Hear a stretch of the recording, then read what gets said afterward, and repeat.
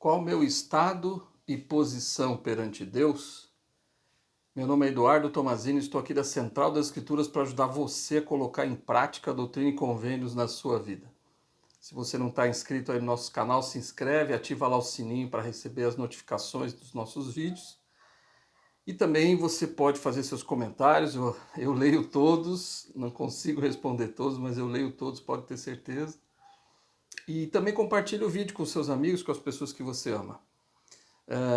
Gosto de lembrar que os nossos conteúdos eles estão também no nosso site, centraldasescrituras.org.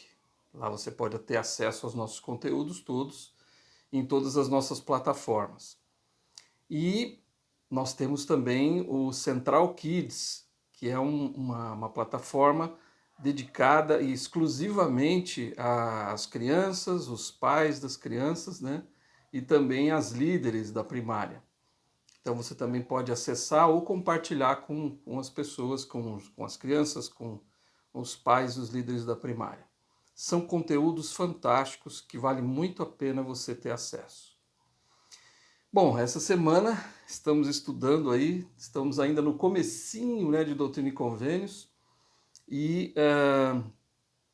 essa semana nós vamos para Doutrina e Convênios 2, mas ainda estamos falando da história ali de Joseph Smith, no começo de tudo, e nós vamos ver hoje um pouco sobre ainda da história de Joseph, claro.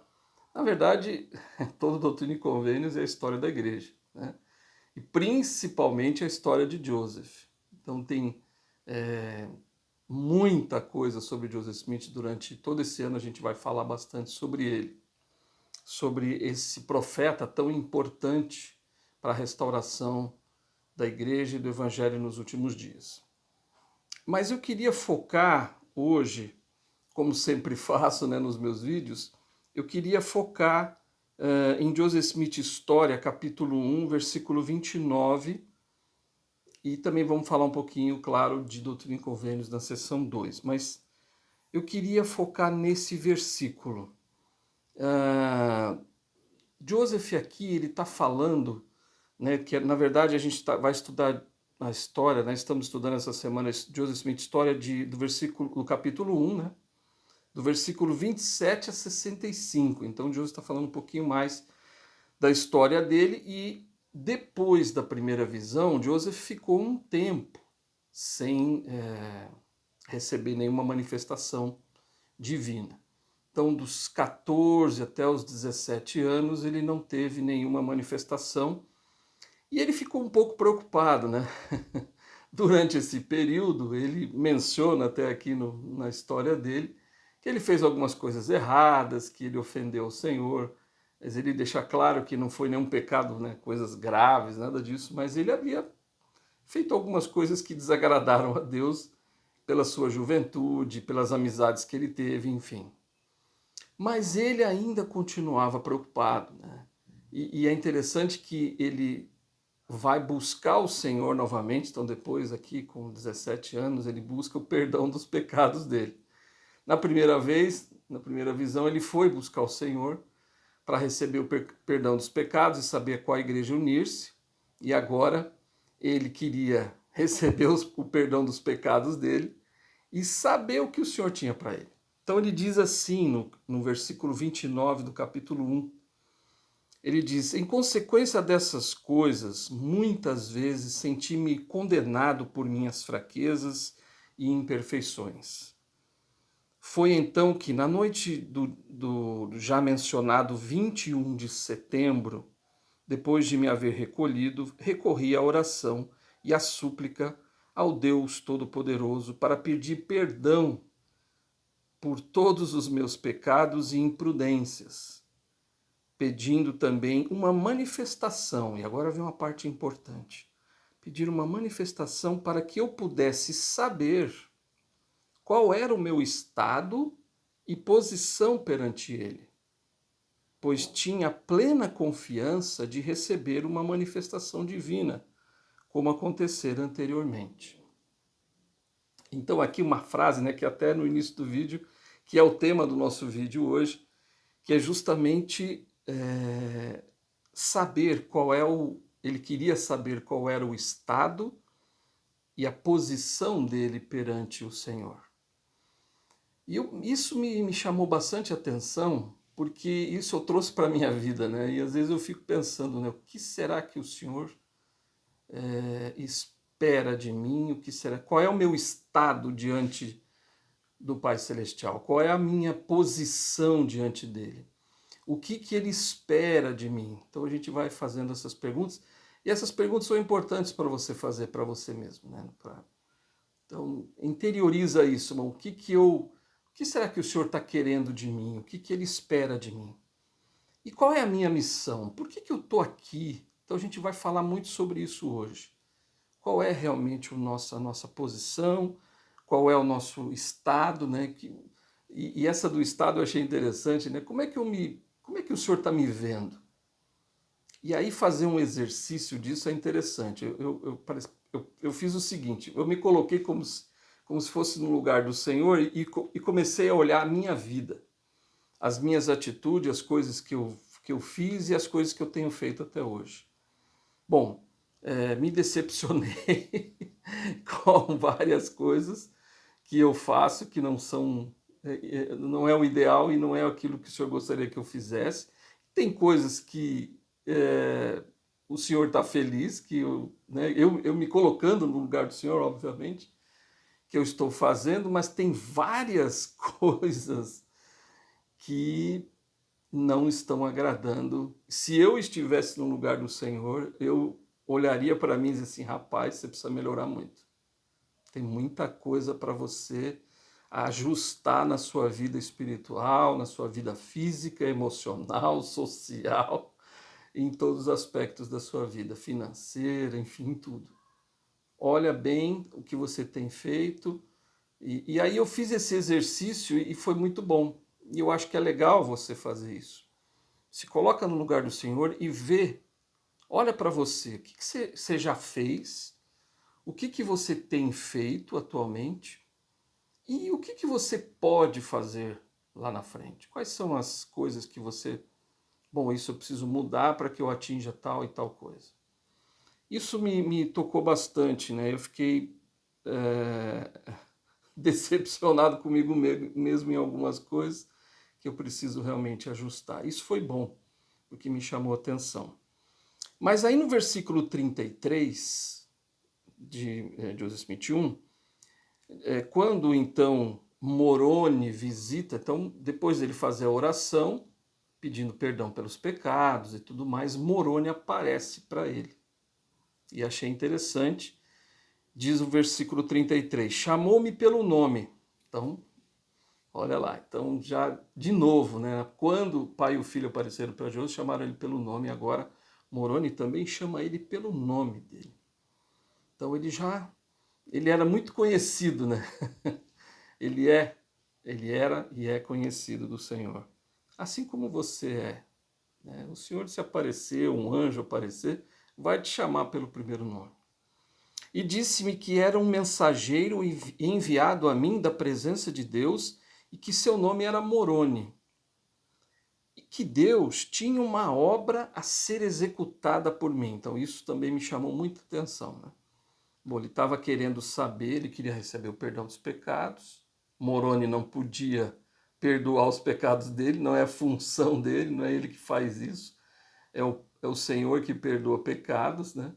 Então ele não disse para Deus, teus pecados estão perdoados, como o Salvador fez quando apareceu para ele. Então Moroni só ficou ali, chamou ele pelo nome e que Deus tinha uma obra a ser executada, né, por ele. Então Joseph disse que Deus tinha uma obra a ser executada por mim e que meu nome seria considerado bom e mau entre todas as nações, tribos e línguas, ou que entre todos os povos se falaria bem e mal de meu nome.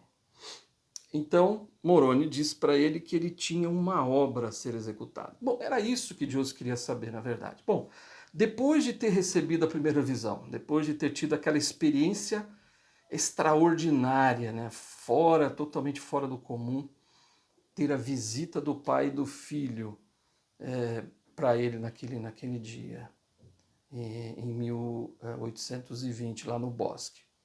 Depois dessa experiência, então, ele sabia algumas coisas, que ele havia recebido o perdão dos pecados, que ele não deveria unir-se a nenhuma igreja, mas que futuramente, a gente não tem todos os detalhes, Joseph não contou tudo o que o Senhor falou para ele, mas ele sabia que alguma coisa iria acontecer, e o Senhor falou que ele iria trazer de volta a igreja na terra. Mas aquele não era o momento, e Joseph nem tinha idade para realizar essa obra tão significativa, tão importante, e iria exigir uma maturidade grande, né?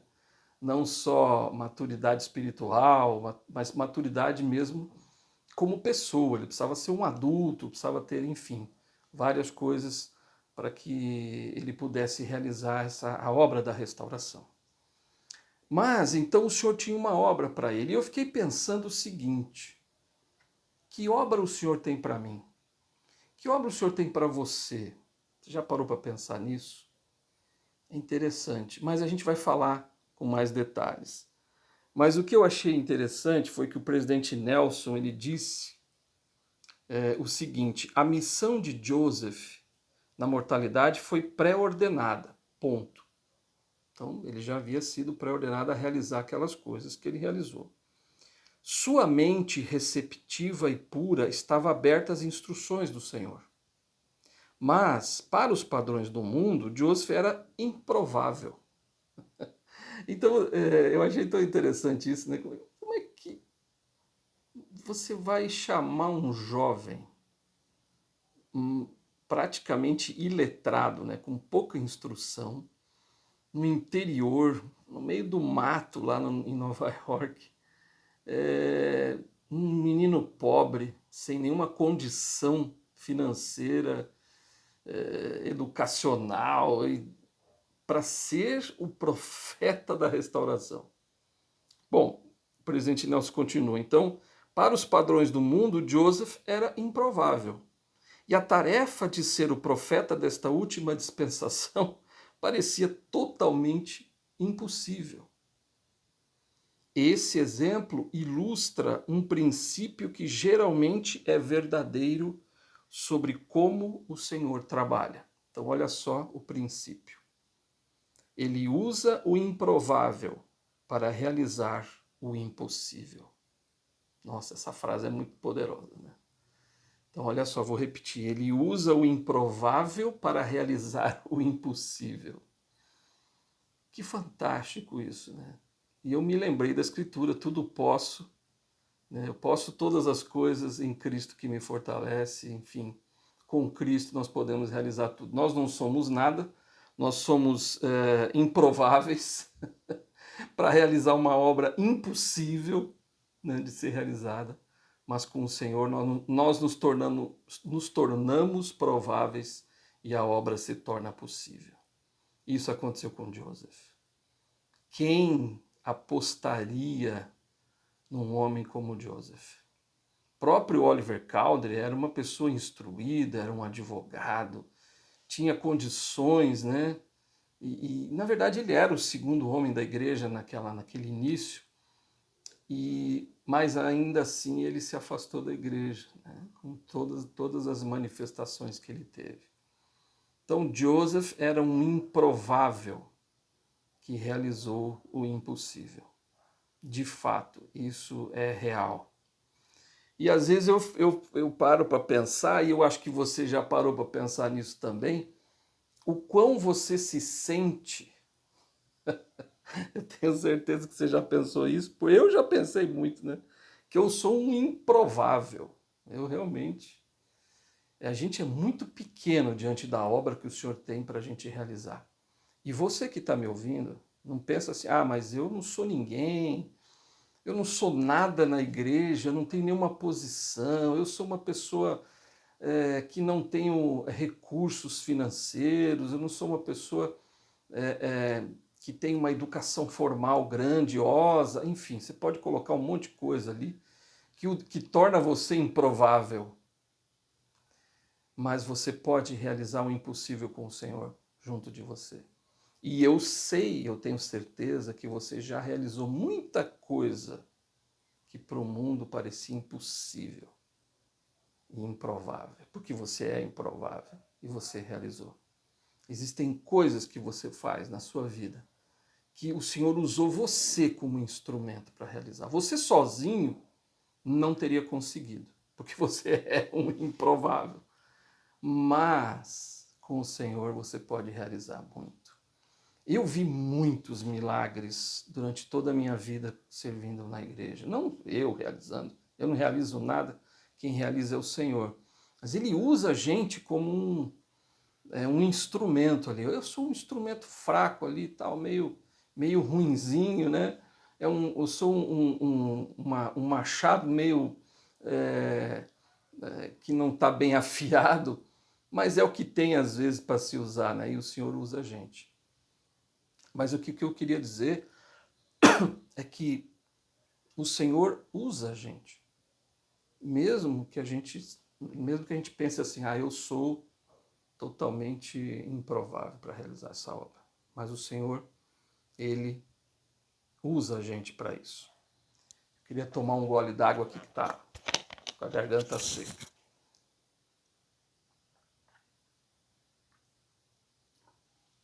Mas o interessante de tudo isso é que você é usado pelo Senhor.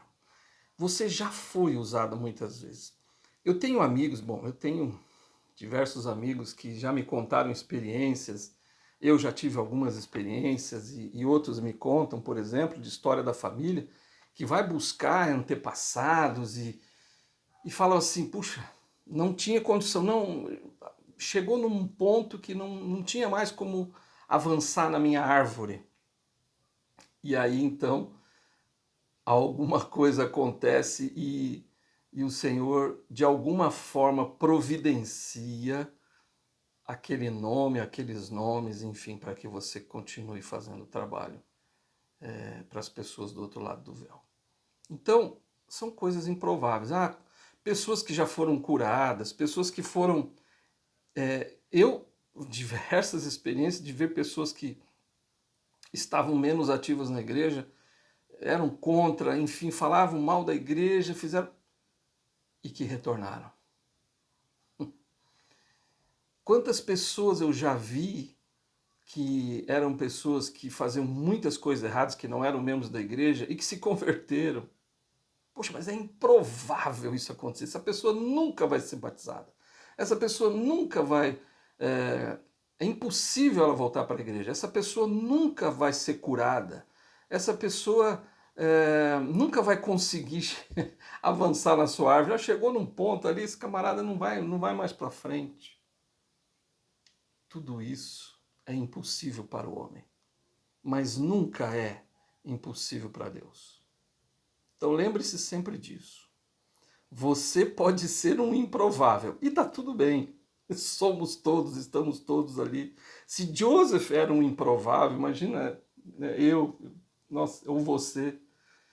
E somos improváveis, porém o Senhor realiza o impossível através de nós. É isso que Ele deseja.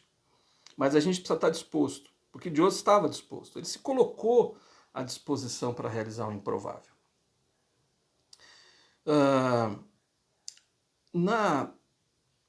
Nessa visita de Moroni, ele fala de várias escrituras, e ele citou Malaquias 4, de 5 a 6, um pouquinho diferente do que está na Bíblia, que está lá em Doutrina e Convênios 2. Ele disse, eis que vos revelarei o sacerdócio pela mão de Elias, o profeta, antes da vinda do grande e terrível dia do Senhor, e ele plantará no coração dos filhos as promessas feitas aos pais, e o coração dos filhos voltar-se-á para seus pais.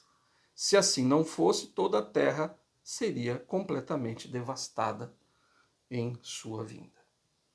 Então essa escritura foi citada por quê? Porque ela é extremamente importante.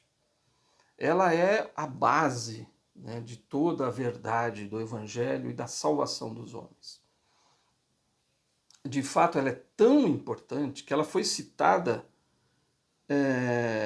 ela se encontra em todas as obras padrão da igreja. Ela se encontra na Bíblia, Malaquias 4, 5 a 6, ela se encontra no livro de Mórmon, lá em 3º Nef 25, de 5 a 6, ela se encontra em Doutrina e Convênios 2, que eu acabei de ler, e ela se encontra em Pérola de Grande Valor, né, que é Joseph Smith, História, capítulo 1, de 38 a 39. Em todas as obras padrão, essa escritura está presente, pela sua importância, né? Eu estava falando da obra, né, ser realizada lá por Joseph, o improvável, né, realizar o impossível. De fato, essa escritura é a base para a restauração e também para nós, e a gente vai falar disso hoje também. Mas eu queria falar um pouquinho de Joseph, né, e o quanto ele realizou em tão pouco tempo, né, que ele teve de vida. Ele realizou muitas coisas. Então, de fato, ele era uma pessoa improvável que realizou o impossível. O presidente John Taylor, na época, ele escreveu, né, em Doutrina e Convênios, na seção 135, que a gente vai ver lá na frente, no final do ano. Mas eu queria ler um pouquinho, que ele disse assim: Joseph Smith, o profeta vidente e vidente do Senhor, com exceção apenas de Jesus, fez mais pela salvação dos homens neste mundo do que qualquer outro homem que jamais viveu nele. E às vezes tem pessoas que falam mal disso. Como assim, né?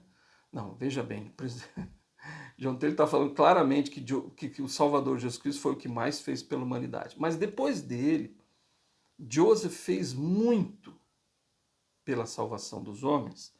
Por quê? Porque ele foi o profeta, ele foi o instrumento usado para trazer de volta, para restaurar a igreja nos últimos dias. Então, quantos milhões de almas, de pessoas são impactadas, foram impactadas, estão sendo impactadas hoje e ainda serão impactadas pelo trabalho que ele fez. Então ele fez muito, em tão pouco tempo, ele fez muito pela salvação dos homens, pois o Senhor o usou como instrumento. No curto espaço de 20 anos, quer dizer, em 20 anos, olha só, em 20 anos, ele trouxe à luz o livro de Mórmon, que traduziu pelo dom e poder de Deus, e foi instrumento de sua publicação em 2 continentes, que foi o americano e o continente europeu. E foi um instrumento de sua, e enviou a plenitude do Evangelho eterno que o livro continha aos 4 cantos da terra. Trouxe à luz as revelações e mandamentos que compõem o livro de Doutrina e Convênios, e muitos outros sábios documentos e instruções para o benefício dos filhos dos homens, como, por exemplo, Pérola de Grande Valor. A gente tem ali Moisés, que foi uma revelação que o Senhor deu a Joseph sobre o livro de Moisés, e o livro de Abraão foi um papiro que ele conseguiu. Quer dizer, quanta coisa ele realizou em tão pouco tempo, e a gente tem esses registros tão importantes. Reuniu muitos milhares de santos dos últimos dias, fundou uma grande cidade e deixou fama e nome que não podem ser destruídos. Viveu grandiosamente e morreu grandiosamente aos olhos de Deus e de seu povo. E como a maior parte dos ungidos do Senhor na antiguidade, selou sua missão e suas obras com o próprio sangue. Então, é fantástica essa escritura, né? Falando do profeta Joseph Smith. Existem outras, existem listas, né? Existe uma lista que tem 40, depois eu vou citar aqui, 42 coisas que Joseph fez, mas ele fez muito mais do que isso, né? O poder da influência desse homem. Então, eu fico pensando nesse legado que ele deixou. E eu fico pensando no legado que eu estou deixando. E eu lanço a você esse desafio. Pensa no legado que você está deixando. O que você tem feito? Quais são as coisas que você faz na sua vida que está impactando gerações do passado, do presente e do futuro? Olha só, você tem esse poder. de acordo com as revelações, de acordo com a restauração, você tem poder para abençoar as vidas das pessoas que já se foram do passado, né, os nossos antepassados. Você tem poder de influenciar as pessoas que estão vivas à sua volta. Você tem poder para abençoar as vidas futuras através do seu exemplo, através do seu serviço. Então, olha isso, né? O quão grandioso deve ser o seu legado. Pensa no legado que você tem deixado. Quais são as coisas que você tem deixado na sua vida que vão impactar profundamente as gerações do passado, do presente e do futuro? As contribuições de Joseph que eu falei para você, né? Você pode encontrar, são as 42, né? Eu li todas, mas eu não vou ler aqui que são muitas, né? Mas está no manual do aluno do Instituto de Doutrina e Convênios. Lá você vai encontrar nas páginas 349 a 350 essas 42 contribuições do amado profeta Joseph Smith. Então eu fico pensando, vamos lá. Qual é a minha missão? Qual é a sua missão? O que você pensa sobre isso? O Senhor falou para Pilatos, né, ele disse, eu para isso nasci. Ele disse, para revelar a verdade aos homens. Cristo disse assim, eu vim a este mundo para fazer a vontade daquele que me enviou. Não a minha própria vontade, mas a vontade daquele que me enviou.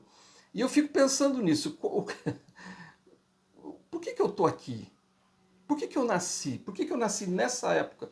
Por que eu nasci nessa família? Por que eu nasci nesse lugar? Por que eu estou aqui? Então você já parou para pensar nisso? Então pense sobre isso.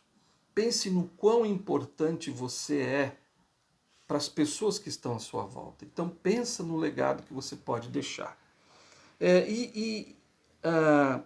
Pensa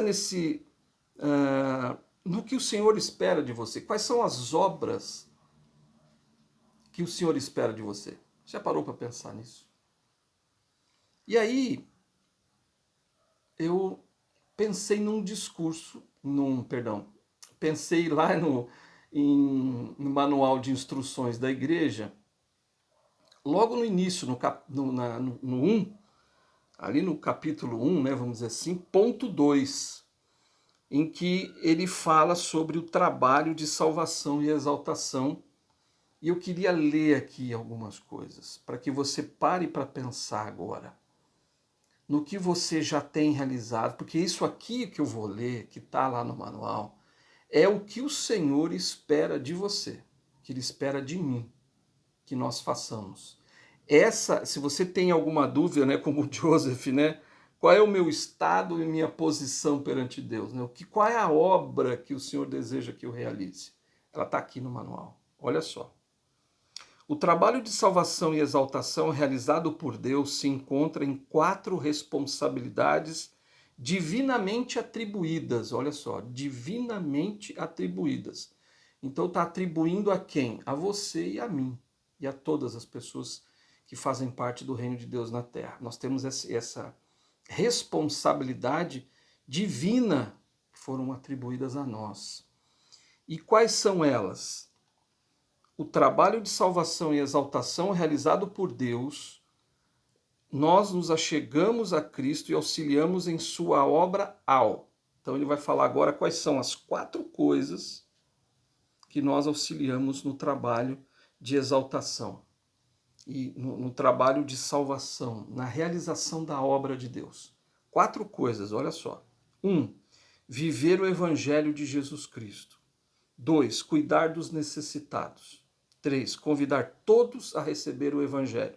E 4. Unir as famílias por toda a eternidade. Aí tem gente que fala assim, não, porque eu não tenho um chamado, né, na igreja. Meu chamado é ali... E às vezes as pessoas pensam nisso, né, nessa questão do status, né?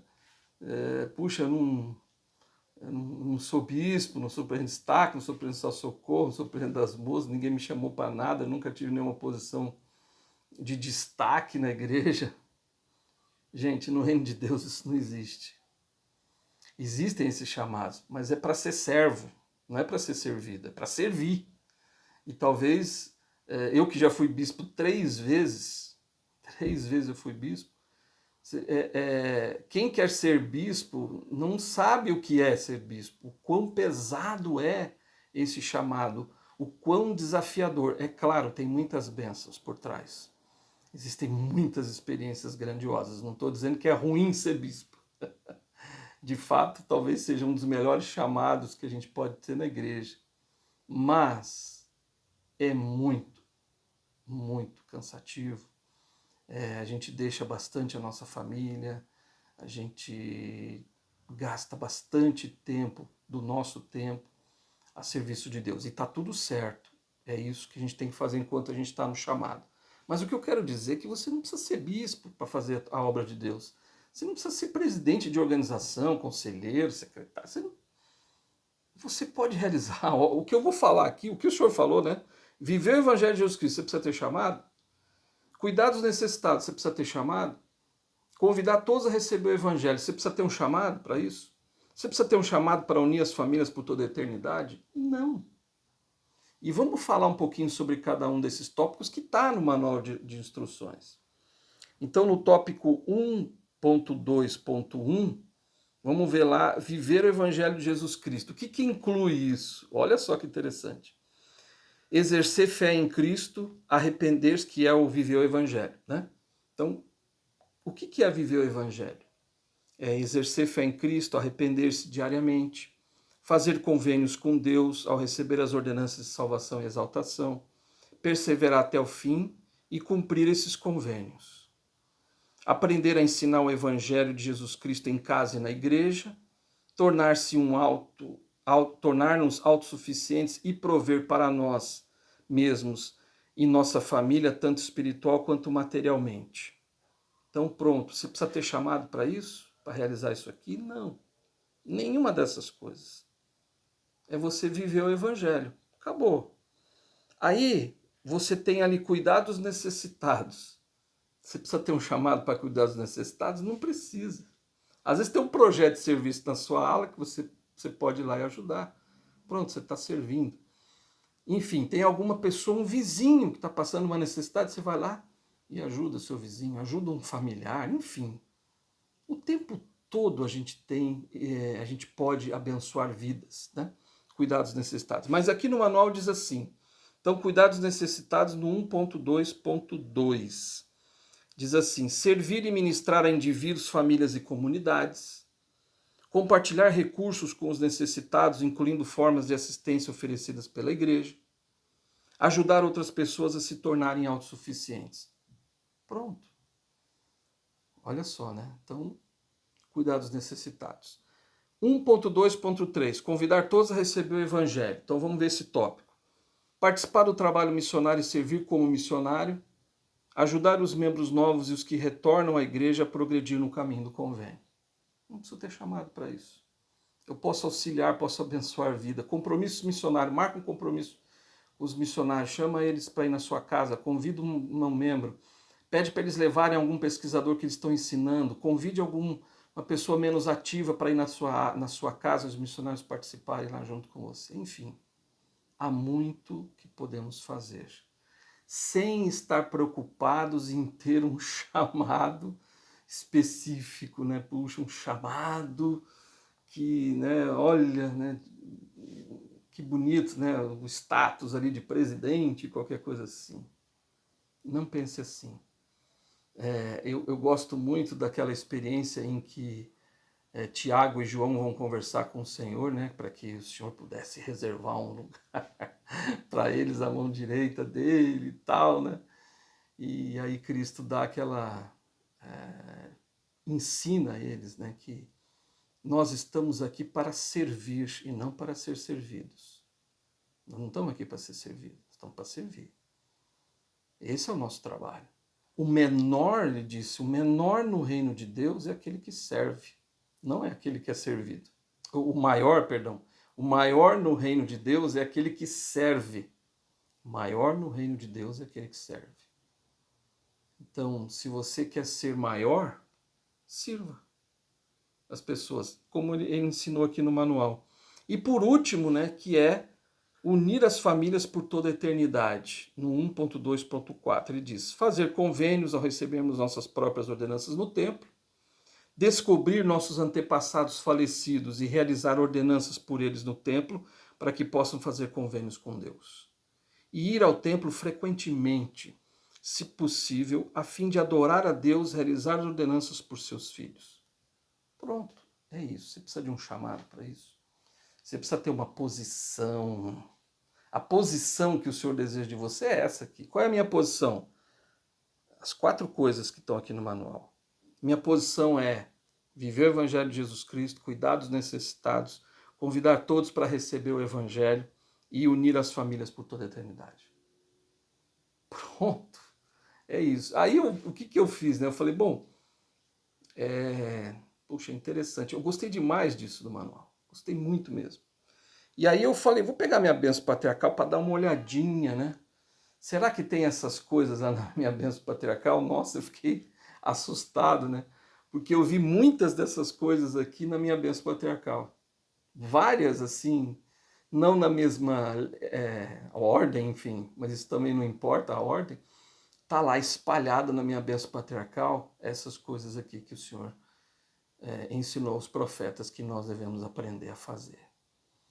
Então, pega a sua bênção patriarcal, dá uma olhadinha, ali o Senhor também te mostra qual é a sua posição, qual é o que Ele espera de você, qual é a obra que Ele deseja que você realize.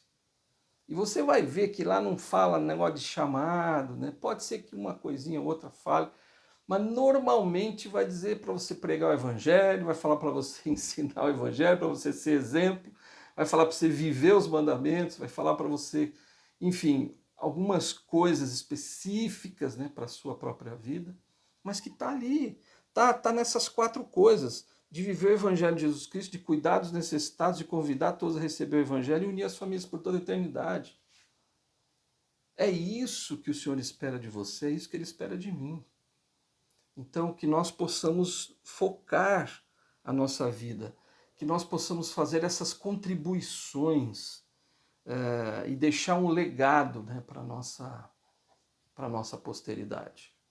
Eu fico muito impactado com essas coisas que eu li aqui no manual, porque, de fato, às vezes a gente tem uma preocupação errônea de que eu preciso ter um chamado, eu preciso, né?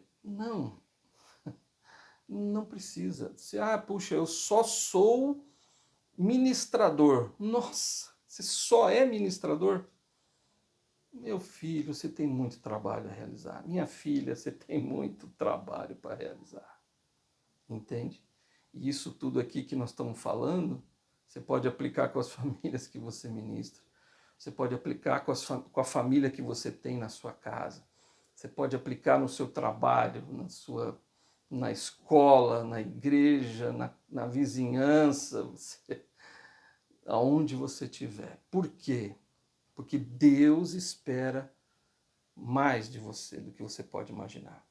Você é um improvável que pode realizar o impossível.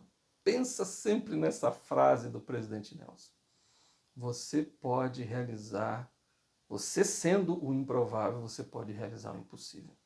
Porque com o Senhor nada é impossível. O Senhor já ensinou isso para nós, né? Para Deus, nada, absolutamente nada é impossível. Por mais improvável que você seja, você pode realizar o impossível. Você pode levar almas a Cristo. Você pode trazer pessoas de volta que estão perdidas, de volta para o reino de Deus. Você pode levar as ordenanças para aqueles que estão do outro lado do véu, que precisam tanto dessas ordenanças para poderem herdar a vida eterna. Você é um improvável que pode realizar o impossível, porque Deus conta com você. O Senhor espera que você seja realmente um instrumento nas mãos dele para realizar essa grande obra. Te vejo no próximo vídeo.